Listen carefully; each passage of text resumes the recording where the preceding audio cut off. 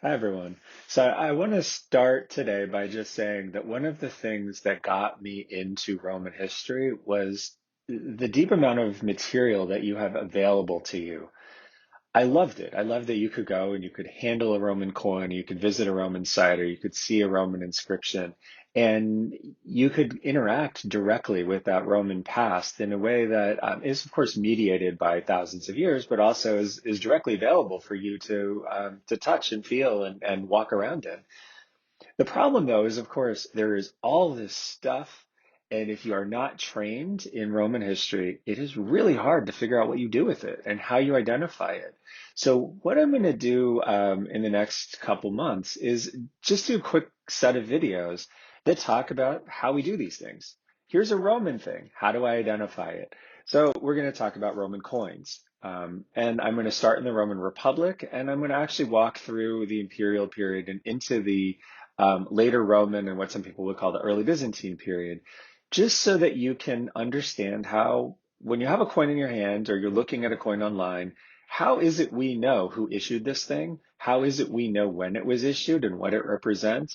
And what can we do as historians to see what this coin actually tells us about the past? We'll also talk about what you do with inscriptions. So, inscriptions are all over Roman monuments. And a lot of times, if you don't know Latin, it's very hard to know what you're actually looking at. So this inscription, for example, is erected on the Arch of Suetonius Severus.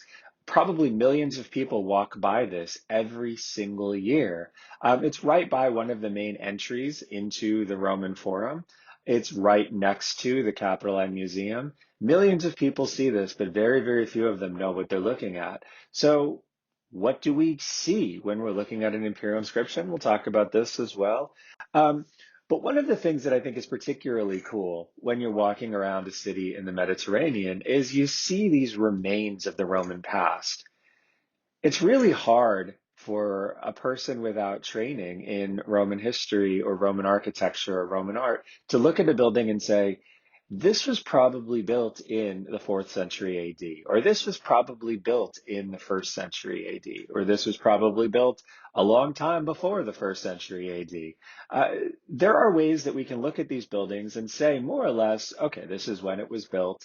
And maybe even this is why it was built in this particular way. So we'll talk a bit about that as well. Um, but of course, the thing that will allow you to impress your friends and maybe even have people following after you in museums is your ability to look at a statue and say, I know who this is without looking at the tag. That's also something that for probably 90% of the statues you see in a museum, you can learn to do quite easily. So we'll talk about how to do that. But then finally, I think the thing that scholars and historians in particular really, really forget is how hard it is for somebody looking at one of our books to actually figure out what the hell we're talking about in a footnote. So this is my own set of endnotes from one of my books. And I just looked at it and said, you know what? If I am not a historian, I do not know what the hell this is. I don't know what RG is. I don't know what AUG is. I don't know what PR is. So, what does an ancient text actually mean when it's referred to in a footnote? How do you actually find this? Because as people interested in Roman history, it's important for you to be able to find and check the sorts of stuff that professional historians are doing. So, we'll talk a little bit about that, some of the most common texts that you see referenced, and how you actually find them, and how you actually can check and say, you know what? This professional historian may have a lot of training, but I don't actually agree with what they're doing when they read this in this way. So I'm really excited to do this. I'm really excited to introduce you to the sets of tools that we have for ancient history. And I really hope that this allows you to kind of bridge the experience gap between going to a Roman site and actually knowing with confidence how to read the deeper meaning to the kinds of things that you're seeing when you visit Rome.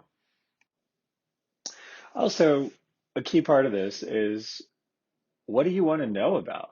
What kinds of things would help you better understand how we, as historians of Rome, interact with this past? So if there's anything that you want to know, or that I can help you with, or that I can maybe try to figure out how to explain, just let me know. Put it in the comments, and I'm happy to try to put together a video that corresponds to the kinds of stuff that maybe I didn't realize we need to talk more about as historians. So let me know, shoot me a line.